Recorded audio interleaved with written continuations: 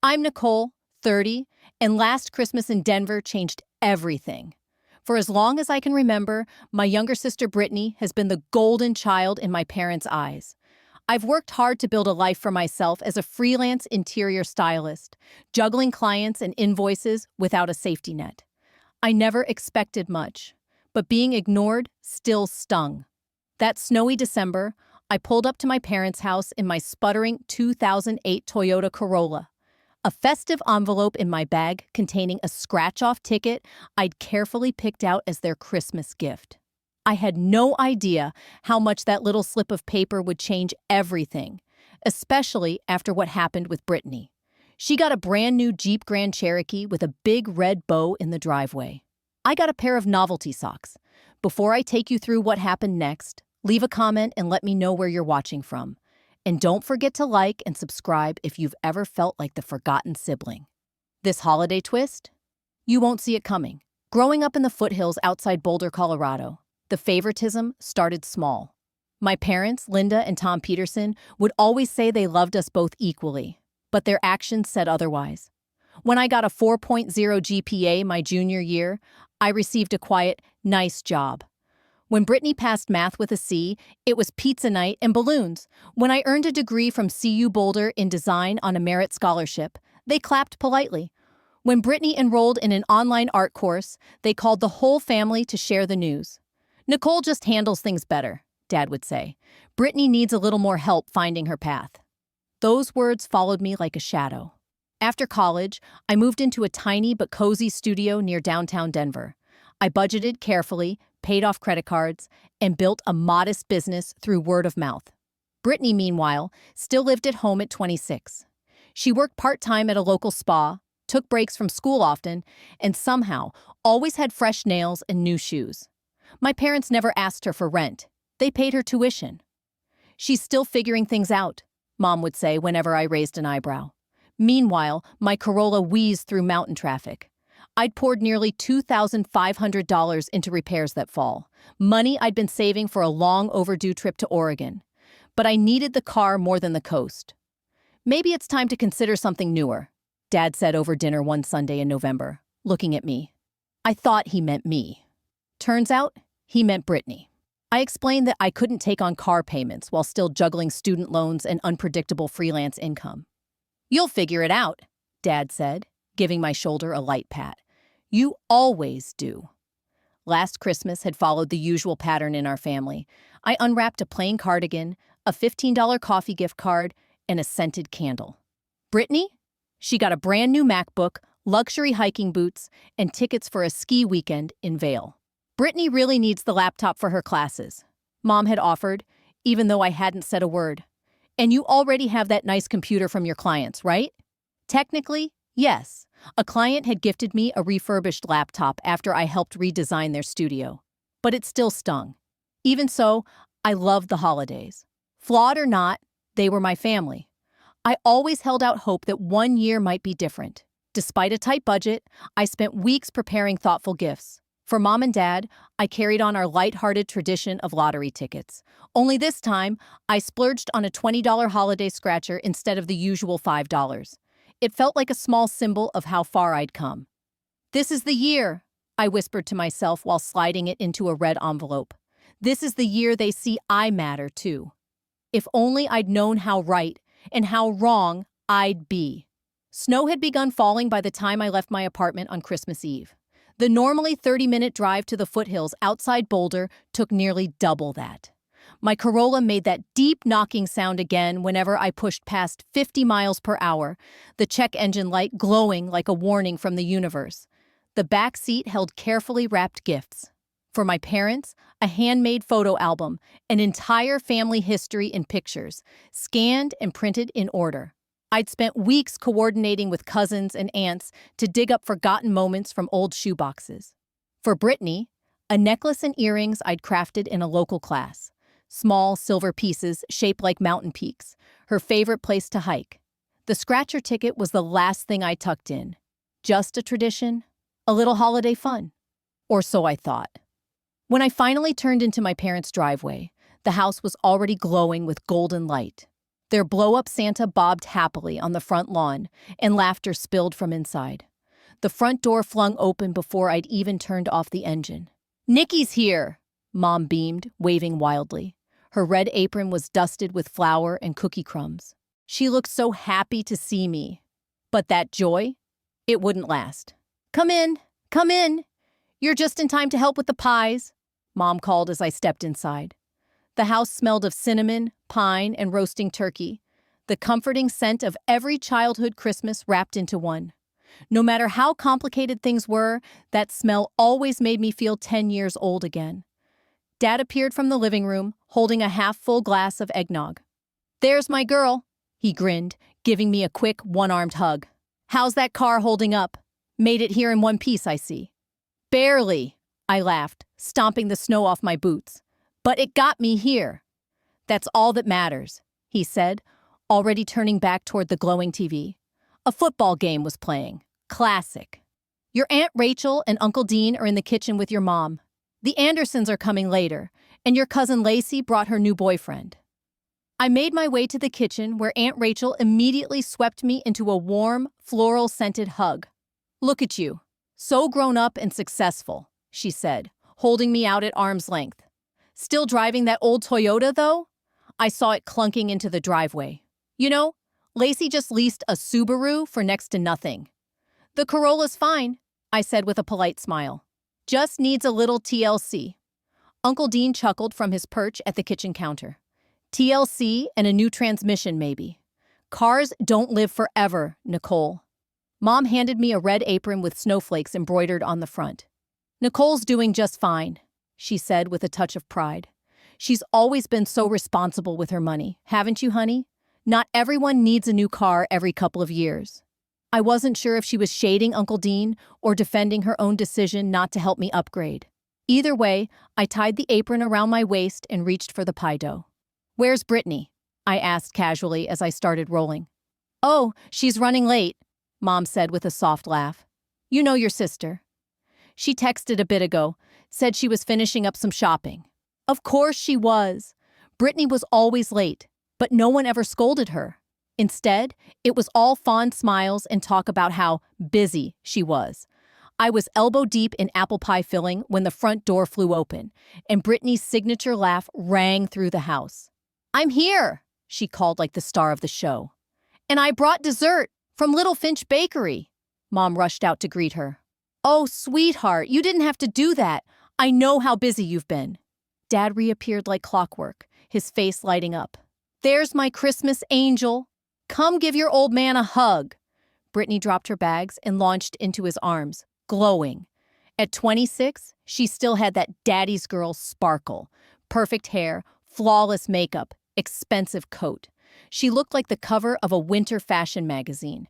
And suddenly, I felt invisible. "I got stuck in the worst traffic," Brittany announced, peeling off her sleek new coat to reveal a perfectly fitted red sweater that looked fresh off a boutique rack. "And the mall? Total chaos, but I couldn't show up without presents for everyone." "You already brought gifts last week," Mom said with a laugh, motioning toward the overflowing pile under the tree.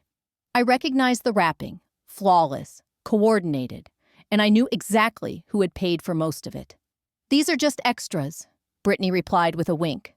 I saw a few things I couldn't resist.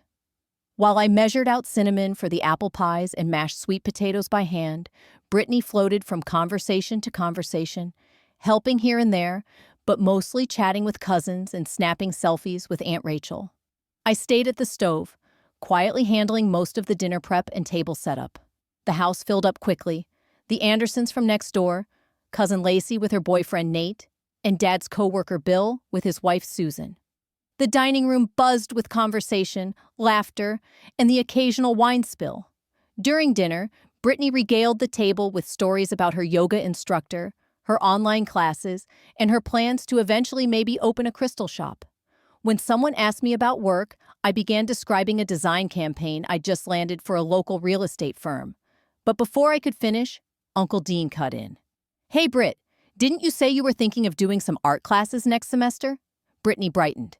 "Yeah, I might minor in graphic design. Nicole makes it sound so fun, and I've always had an eye for creativity." Mom beamed. Her professor says she has a real talent. She got an A in that visual arts elective. I took a long sip of my wine and held back a sigh. I'd gotten straight A's through a rigorous design program, completed 3 internships, and built a business from scratch. But sure, Brittany got an A in Intro to Color Theory. Later, while passing the pumpkin pie, Brittany wrinkled her nose. I'm totally failing economics. I just don't get why we even need to take it. The professor is like 80 and talks in riddles. Dad chuckled softly. College isn't easy, sweetheart. But your mom and I were just saying, you should drop that class next term. No need to stress yourself out? I nearly choked. When I'd called home during college, exhausted and buried in finals, Dad had barked, "Tough it out. That's what school's for." The double standard was glaring, and the night wasn't over. In our family, Christmas Eve was the main event. After dessert, everyone gathered in the living room for the gift exchange, a tradition passed down from my grandparents. The space looked like a holiday postcard. The 7-foot tree glowed with warm white lights and glittering ornaments collected over generations. Some were hand-painted by Brittany and cousin Lacey when they were kids. Others were mine, but no one ever mentioned those. A fire crackled in the stone hearth, casting a golden glow over the living room. Soft, jazz-style Christmas music drifted from the ceiling speakers, while snow dusted the bay window in a postcard-perfect scene. The house was still buzzing with warmth and chatter as everyone gathered for the gift exchange. The adults claimed the couches and armchairs, while the younger kids sprawled on the rug with hot cocoa in hand. Lacey's boyfriend, Nate, had brought along his 10-year-old sister, Ella, who curled up on a cushion near the tree. Dad rose from his recliner and cleared his throat. "All right, gang, Santa time," he grinned, taking his traditional post beside the tree. As always, youngest to oldest. It was a tradition that meant Brittany always opened her gifts before me, something that hadn't changed since we were kids. I settled onto the window bench with my 3rd glass of wine, tucked slightly outside the main circle. The red envelope in my pocket, the $20 scratch-off ticket, felt like it weighed 5 pounds. Dad began handing out presents, starting with little Ella, who squealed at the sight of her gifts. A few books, a set of watercolor pens, and a DIY charm bracelet kit from me. Her face lit up when she opened it. "Thank you, Nicole," she said earnestly. That moment felt like a win. As each person took their turn, I watched my carefully wrapped packages get opened, one by one. My parents flipped through the photo album I'd made, murmuring, "Oh, how sweet," before Mom set it aside and reached for the next gift. The jewelry I made for Brittany earned a quick, "Thanks, sis, it's cute," before she turned to a much larger package with her name on it. That one, from our parents, revealed a cashmere sweater and a matching purse. Clearly high-end. Brittany's gifts to the family were equally impressive. Luxury perfume for Mom, a whiskey tasting set for Dad, stylish scarves for the aunts. The compliments flowed. I didn't need to ask who'd paid for them. I already knew. Then came my turn. Brittany handed me a bath set. The clearance sticker still half stuck to the bottom. My parents' box held fuzzy socks, a $25 coffee shop gift card, and a thick, gray knit hat. "Thanks," I said, forcing a smile. "The hat's great." "It's wool," Mom chimed. "Should help keep that drafty apartment of yours warm." I nodded, thinking about the thermostat I kept barely above freezing to save on bills. I'd mentioned it at Thanksgiving, hoping maybe they'd offer help. They hadn't. They paid all of Brittany's utilities without blinking. Then Dad clapped his hands theatrically. "And now," he announced, "I think there's one last gift hiding somewhere." He reached behind the tree and pulled out a small box wrapped in silver paper and topped with a delicate blue ribbon. "For Brittany, from Mom and Dad." The room hushed. Brittany leaned forward with wide eyes and unwrapped it slowly. Inside was a velvet jewelry box. And just like that, the temperature in the room seemed to shift. When Brittany opened the box, instead of a necklace or earrings, a single car key rested against the satin lining. For a second, she blinked in confusion. Then the realization hit. "No way," she breathed, staring at our parents. "Number?" Wei Mom's eyes welled up with emotion, hands covering her mouth as tears began to fall. Dad stood proudly, chest out, smiling like he'd just delivered a miracle. "It's out front," he said, voice warm. "Merry Christmas, sweetheart." The room erupted. Everyone surged toward the door like it was the grand finale of a Broadway show. Dad flung it open, letting in the crisp air and soft glow of porch lights bouncing off fresh snow. There it was, a brand new white Lexus NX, parked in the driveway with a giant red bow on top. The snowfall glittered around it like magic. "All-wheel drive," Dad announced to the crowd, "loaded with safety features, heated seats, and great mileage. Perfect for Colorado winters." Brittany let out a scream and dashed outside, barefoot in her leggings, not even grabbing a jacket. Laughter followed her as she threw open the door, climbed into the driver's seat, and started pressing buttons with the glee of a child in a candy store. I stayed rooted in the doorway, unable to move. Just beyond the Lexus sat my old, battered Corolla. Its rusted fender and cracked windshield made all the more pitiful by the glow of luxury beside it. The contrast felt almost cartoonish. Fuzzy socks and a coffee card for me. A Lexus for her. Nobody seemed to notice that I hadn't followed. They were all outside, admiring the sleek trim, the backup camera, the heated steering wheel. I slowly stepped back into the quiet of the house, chest tight. The living room was still littered with torn wrapping paper and empty gift bags. I gathered my modest pile, hat, socks, bath set, and placed them neatly in my overnight tote. The red envelope with the lottery ticket poked from the side pocket, silent and untouched. I walked to the bathroom and locked the door behind me. My reflection stared back, mascara smudging at the edges, eyes red, expression hard to hold together. "Don't," I whispered, "don't let them see." But the tears came anyway, hot, bitter, and fast. I sank onto the edge of the tub, shoulders shaking. Outside, the sound of cheering and a car horn echoed. Brittany was test driving her dream. I stayed hidden until the crowd returned inside, voices giddy with excitement. Then I rinsed my face, redid my makeup, and rejoined the group with a smile I had perfected over the years. No one asked where I'd gone. Christmas morning broke crisp and bright. Sunlight poured through my childhood window, bouncing off the untouched snow. I hadn't slept. My mind kept replaying it all, every word, every glance. The red envelope was still in my bag, unopened, waiting. I'd been too upset to give them the envelope after the car reveal. It hadn't felt like a gift anymore, more like a reminder of everything I wasn't. Downstairs, the family was already gathered for Christmas breakfast. Mom had gone all out as usual. Cinnamon rolls sticky with glaze, a savory egg casserole, crisp bacon, and mimosas served in tall flutes. Brittany was already in full performance mode. "I'm planning a road trip to New York with Madison and Kylie," she announced. "The sound system's insane, and it's got this thing that nudges you back if you drift lanes. Super futuristic." "Safety first," Dad chimed in proudly as he topped off his coffee. "That's why we picked that model. All the top-rated features."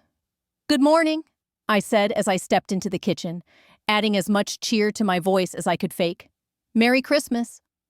"Merry Christmas, honey," Mom replied, sliding a plate toward me. "Did you sleep okay?" she asked, her tone sweet but distracted. Before I could respond, Brittany cut in. "I barely slept.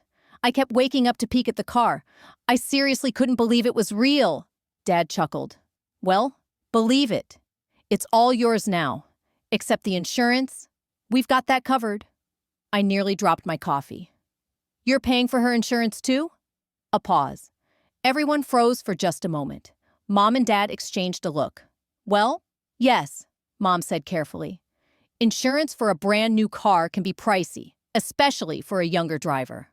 "She's 26, I said flatly. "Not exactly a newbie." Dad shifted. "Nicole, come on. It's Christmas. Let's not make this into a thing." I put my fork down, my appetite gone. "I'm not trying to make anything into a thing. I just want to understand. Brittany gets a luxury SUV and covered insurance. I get socks, a gift card, a hat." Mom bristled. "That's not fair. We also gave you that beautiful wool hat and the coffee card." "It's not about the hat," I said quietly. "It's about the pattern. It's always been like this." My voice shook. "You've always given Brittany more. More help, more attention, more gifts. She's still living at home, taking 6 years to finish a 2-year degree. And somehow, I'm the one expected to carry it all on my own. Brittany needs reliable transportation for school, Dad replied, sounding defensive. You're doing just fine. That's exactly it, I said, my voice rising. Because I survive? I don't deserve support? Because I manage? I get left out? Mom blinked, caught off guard. Nicole, you're independent. We're proud of that. I stared at them. So I'm being punished for being responsible, while she's rewarded for falling behind? Silence. For once, no one had an answer. Brittany's bottom lip jutted out in the familiar practice pout. School's always been harder for me than it was for you. I looked at her, really looked, and felt something shift. I was done pretending. Life is hard for everyone, Brittany, I said quietly. The difference is, I've had to face it. You've been protected from it your whole life. Silence swept over the table like a heavy snow. Aunt Rachel and Uncle Dean suddenly became very focused on their cinnamon rolls. Lacey and Nate exchanged whispers, mumbling something about taking a walk to get some fresh air. I think I'm going to head out early, I said, standing and brushing imaginary crumbs from my jeans. I've got some client work to wrap up before tomorrow. On Christmas? Mom looked stunned. Can it wait? Not really, I lied, already heading upstairs to pack my overnight bag. 20 minutes later, I was at the front door, offering stiff goodbyes. Mom looked misty-eyed, Dad rigid, Brittany lingering behind them with her arms crossed, clearly irritated that I'd made a scene. Outside, the air had turned sharper, the sky pale blue above the glistening snow. I tossed my bag into the back seat of my Corolla, slid into the driver's seat, and turned the key. Nothing. I tried again. A pathetic clicking noise echoed from the engine. I let out a bitter laugh, dropped my forehead against the steering wheel, and sighed. Perfect, I muttered. Just perfect. A knock on the window startled me. Dad stood outside in his heavy winter coat, his breath clouding in the cold air. I rolled down the window, manually, since the electronic controls had stopped working months ago. Car trouble? He asked. Looks like it. Pop the hood. I'll take a look. I did, even though I knew it was pointless. He poked around in the engine for a few minutes, then shut the hood with a dull thud. Battery's dead, he declared. And from the sound of it, your starter's probably on its last legs too. Then he added, you really ought to take better care of this thing, Nicole. Something in me broke. Take better care? I repeated, my voice shaking. Dad, every spare dollar I have has gone into keeping this car alive. I pay my rent, my loans, my health insurance. Meanwhile, Brittany lives here for free and just got a Lexus. His jaw tightened. That's different. Right? Because she needs the help more than I do? The front door creaked open. Mom and Brittany stepped out, drawn by our raised voices. What's going on? Mom called. Nicole's car won't start, Dad replied gruffly. And she's upset about Brittany's gift. Brittany tilted her head.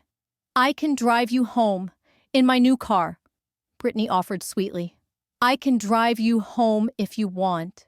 Her voice laced with what might have been genuine kindness, but in the moment, it landed with the smugness of a perfectly timed Instagram caption.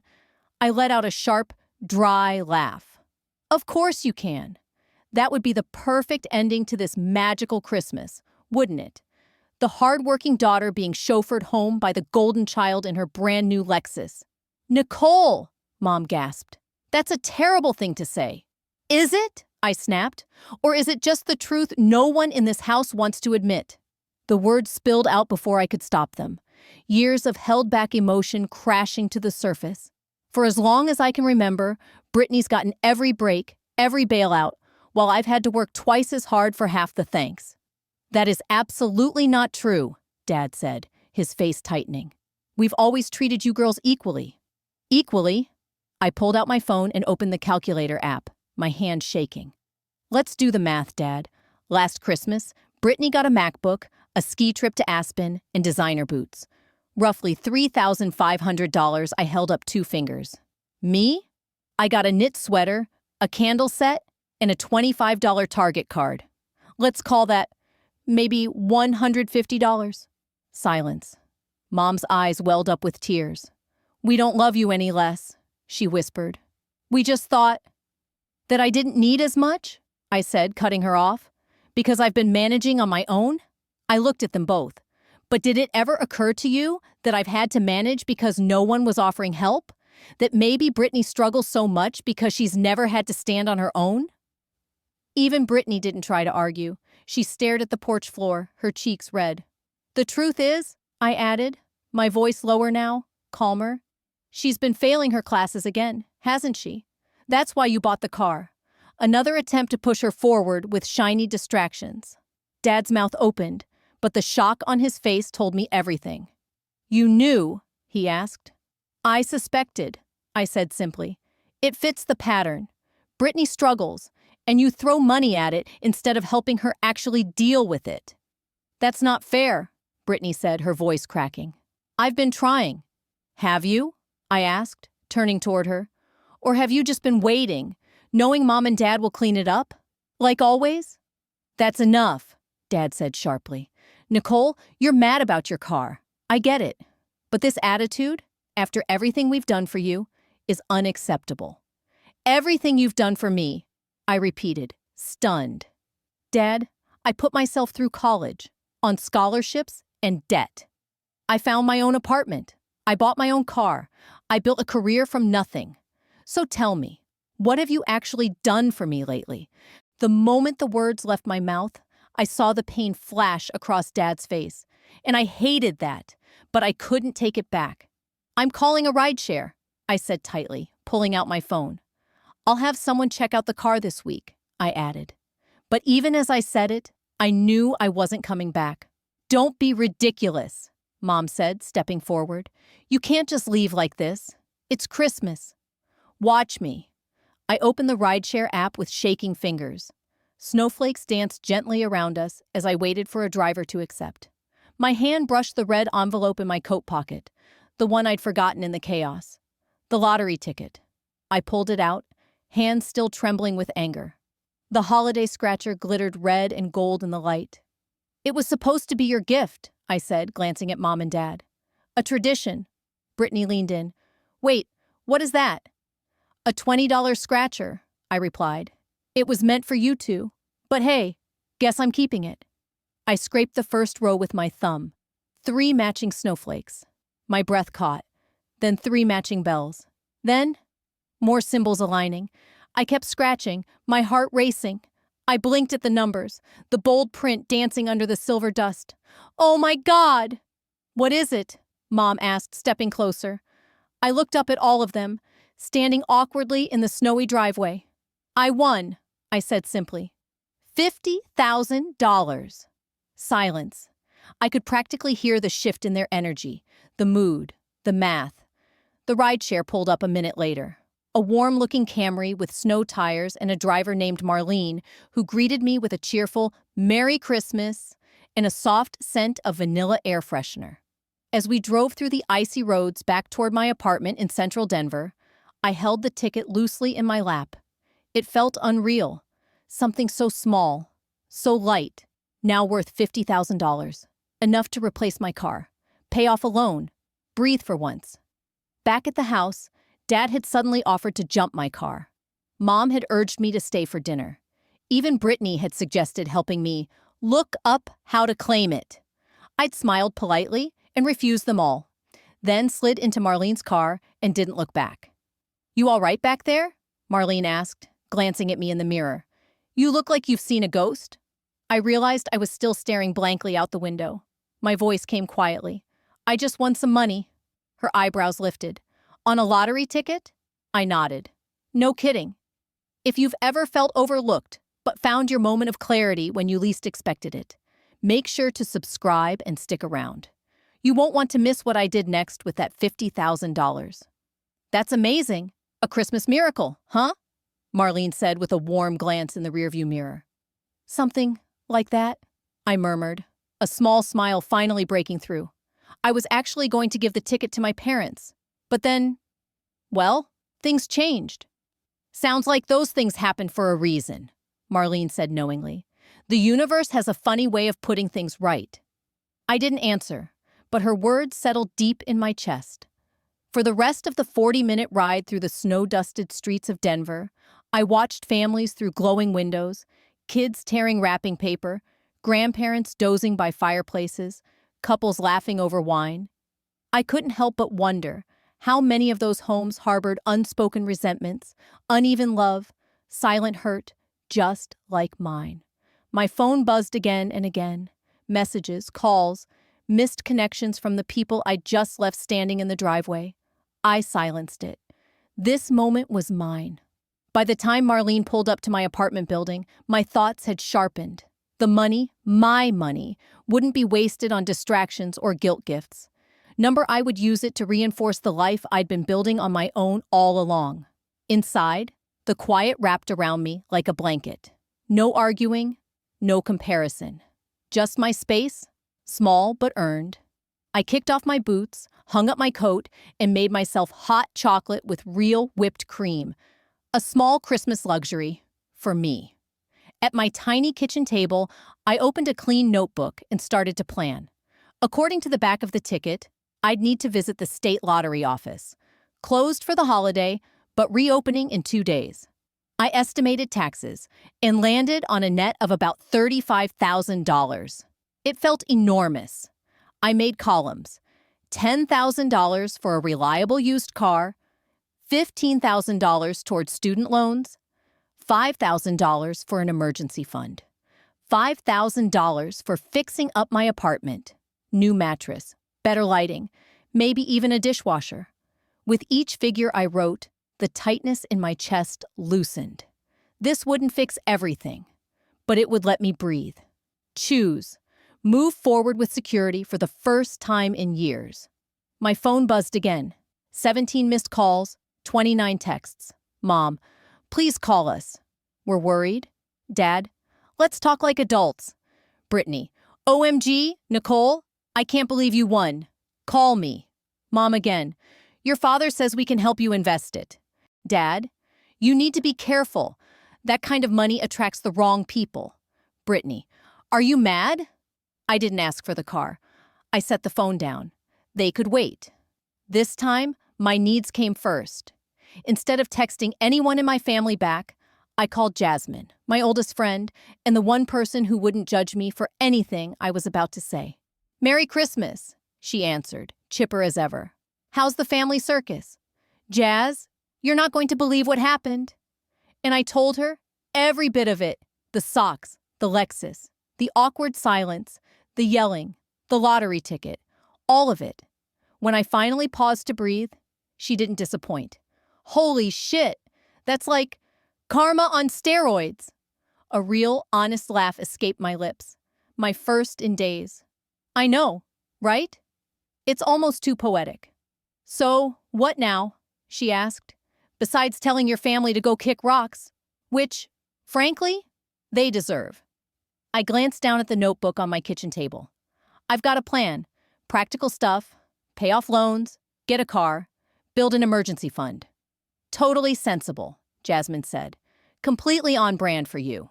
But, she added after a pause, what about the other stuff? Are you going to tell them to kiss your newly upgraded, financially independent ass? Or what? I exhaled, the humor fading from my face. I don't know yet. Part of me wants to just walk away, cut them off entirely. Yeah, but family, Jasmine said knowingly. Right, family, I echoed, even when it hurts.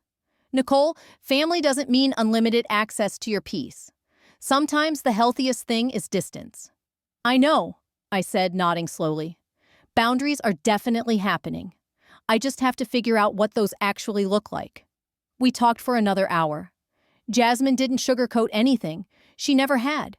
But her clarity helped untangle the emotional knots. By the time we hung up, I didn't just have a financial plan. I had a better idea of what moving forward might look like. The days between Christmas and New Year's passed in a steady blur. I submitted my lottery claim, opened a new high-yield savings account, and began researching cars. I answered my family's messages politely, but briefly. I'm fine. Need a little space. We'll talk soon. On the third day, I visited a used car dealership recommended by Jasmine's brother, a mechanic. The saleswoman, Linda, was refreshingly honest. No upsells, no games. This one just came in, she said, gesturing to a silver 2020 Honda Accord.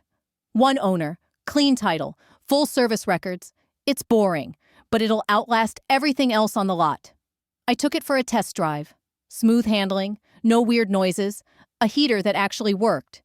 It was listed at $17,000, a bit over what I'd planned. But Linda helped me work out a plan to cover the difference once the lottery money cleared. For the first time in a long time, I felt in control. I can put down $2,000 now and cover the rest once my check clears, I explained to Linda as we stood beside the Accord. She raised an eyebrow, impressed. Sounds like you came into some money. Something like that? I said with a small, measured smile. By late afternoon, the paperwork was signed, the keys were in my hand, and the dealership had arranged to haul away my old Civic. The trade-in value was just $800. But even that felt like a clean break, symbolic more than financial. Driving home in the Accord, I didn't feel flashy or indulgent. I felt grounded. This wasn't about showing off. It was about moving forward with intention. A stable car meant dependable transportation, fewer repair emergencies, and finally, a little peace of mind. Back home, I glanced at my phone and saw a new text from Brittany. So, getting a Ferrari with that lottery money? JK. But seriously, what are you buying? Also, Mom and Dad keep whispering about you. Call me. I set the phone face down on the table. Their texts had shifted from, "We're worried," to, "We're curious," to something murkier, a financial interest wrapped in family guilt. Not one of them had acknowledged the hard truths I'd laid bare on Christmas morning. Not once had anyone said, "You were right." That wasn't fair. A week after Christmas, while arranging a pickup for my old furniture, I decided to invest in the comfort I'd always put off. I ordered a firm new couch, a real dining table, and a soft area rug that actually matched the room. Then the doorbell rang. I wasn't expecting anyone. A quick glance through the peephole made my stomach tighten. My parents, Tom and Linda, stood stiffly in the hallway. I considered staying silent. They'd probably seen the lights or noticed my new car in the lot. Hiding wasn't an option. I opened the door. "Mom, Dad, this is unexpected." They looked out of place, Mom clutching her purse like a shield, Dad's hands jammed deep in his coat pockets. For a second, none of us spoke. "Can we come in?" Mom finally asked, her voice low. "It's freezing out here." I stepped aside. "Sure." Their eyes flicked around the space, taking in the charcoal gray sofa, the solid wood dining set, the new rug that replaced my old hand-me-down. "You've been shopping," Dad said, voice carefully neutral. "I have," I replied, closing the door gently behind them. "Would you like some coffee? I just brewed a pot." They nodded, almost in unison. I turned to the kitchen, grateful for the excuse to gather my thoughts. Whatever this was, it wasn't going to be small talk. Their unannounced visit had caught me off guard, but I wasn't about to let that derail the boundaries I'd been building all week. I handed Mom a coffee mug. "Your place looks nice," she said cautiously, taking in the living room. "Very adult." "It's always been adult, Mom," I replied evenly. "You've just never really looked before." She flinched slightly, but didn't push back. Instead, she took a slow sip and glanced toward Dad, clearly hoping he'd lead. "We've been worried about you, Nicole," he said as he sat at the new dining table. "You haven't returned our messages. We thought something might be wrong." "I told you I needed space," I said calmly, "and that I'd be in touch when I was ready." "A week is a long time to go without speaking to your family," Mom added. "Especially after, well, after Christmas ended the way it did?" I raised an eyebrow. "You mean after I realized I've been treated like an afterthought for years? While Brittany gets a Lexus and I get socks? Yeah, I needed time to process that." Dad's jaw tensed. "We came here to talk like adults, not to rehash every disagreement." "Disagreement?" I repeated. "This isn't a one-time argument. It's a pattern that's defined how this family operates for as long as I can remember." Before he could respond, a car horn honked from outside. Mom stood and peeked through the window. Is that a new car?" she asked, turning toward me. "In your parking spot?" "It is," I said simply. "A used Honda Accord." Safe, reliable, great fuel economy. You bought a car? Dad looked baffled. Without consulting us? The absurdity made me want to laugh. Dad, I'm 30. I don't need permission to buy a car. But with the lottery money, he trailed off, suddenly realizing he was showing his hand. Ah, I said quietly. There it is. You didn't come because you were worried about me. You came because you're worried about what I might do with the money. Mom turned from the window, her expression hurt. That's not fair, Nicole. Isn't it? None of your messages asked how I was feeling. It was all, call us. Let's talk. Be careful with that money. Not one word about what happened on Christmas. A heavy silence settled over the room. My parents exchanged a look, one of those silent, loaded glances only long-married couples seem to master.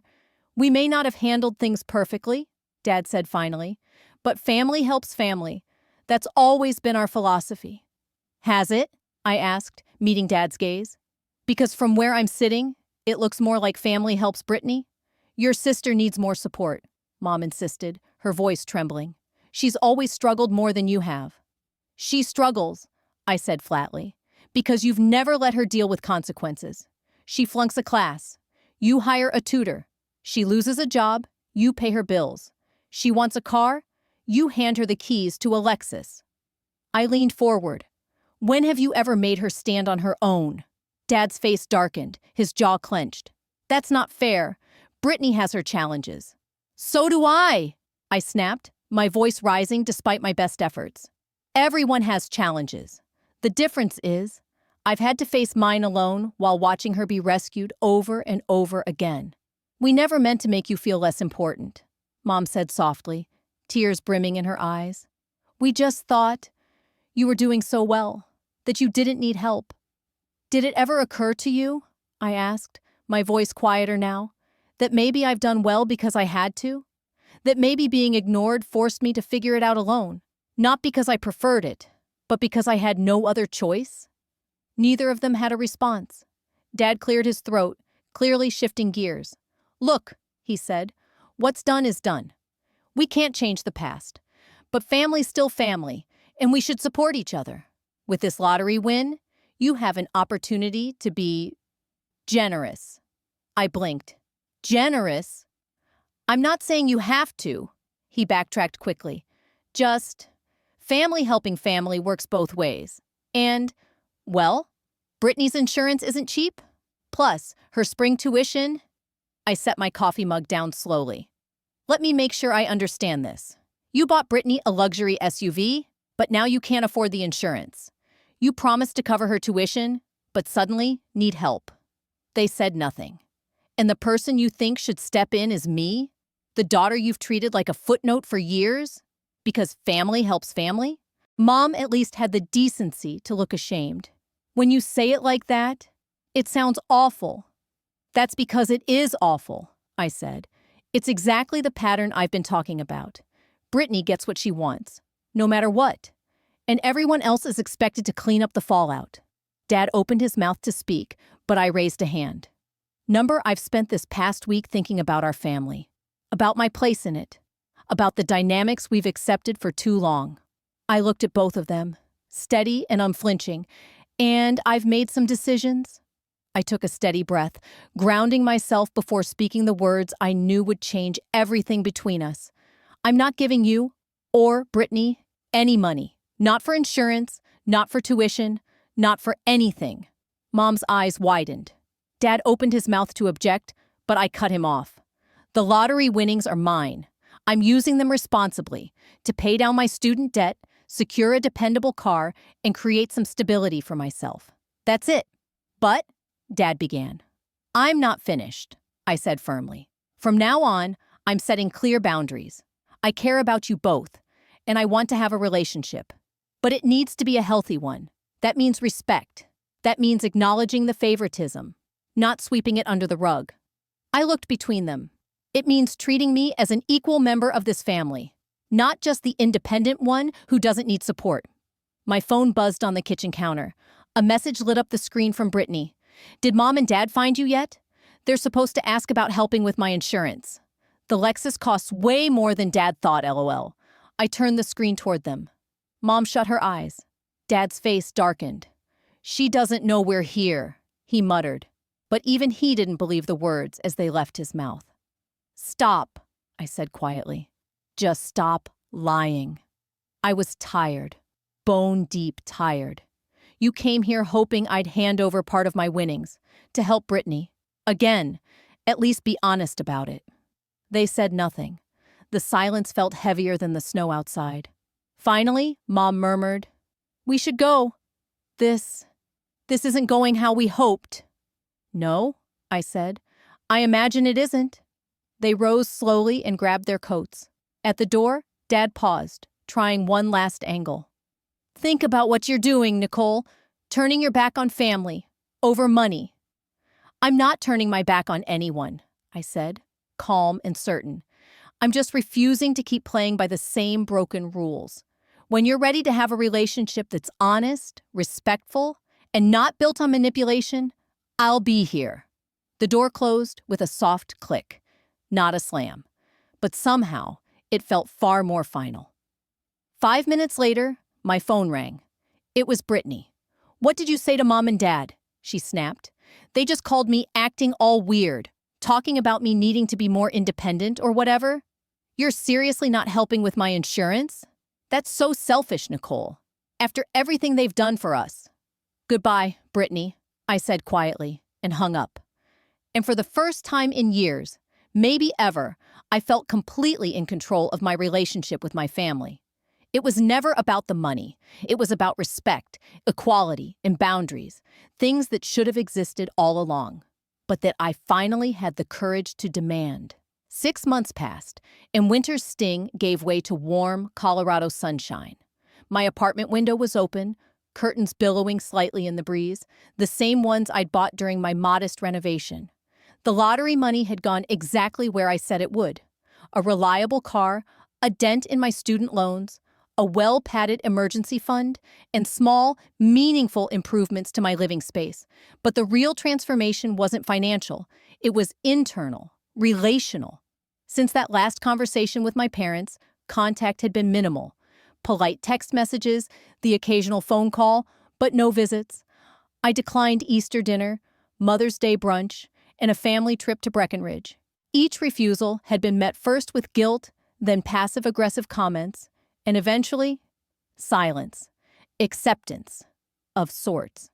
Brittany had reacted with her usual emotional pendulum, furious texts, teary voicemails, guilt-laced pleas. But when manipulation stopped working, she backed off. Some days, she ignored me completely. Other days, she sent awkward attempts at small talk. I didn't cave. My boundaries had finally forced them to reckon with the patterns they'd ignored for decades. It hadn't been easy, but it had been necessary.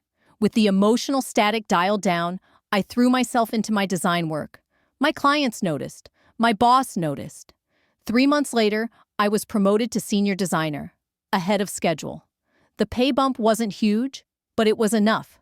And more importantly, it came with validation I no longer needed from my parents.